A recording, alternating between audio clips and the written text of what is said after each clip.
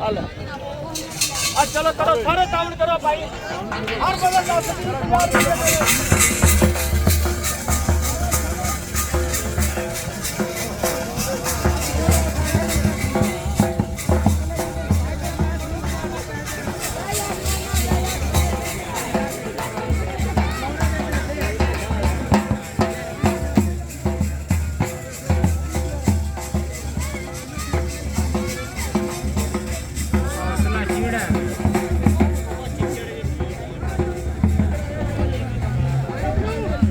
ओ चल भी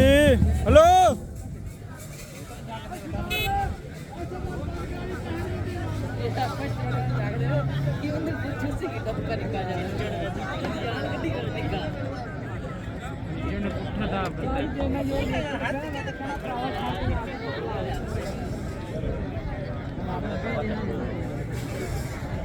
माफ कर दी इन्होंने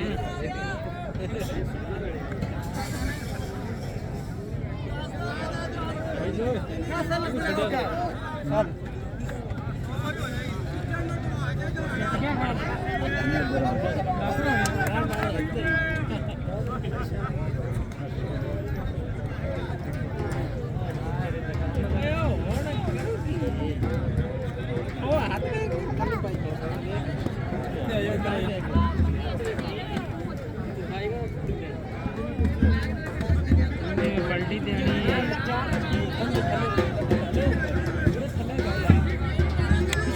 30 महीने फिर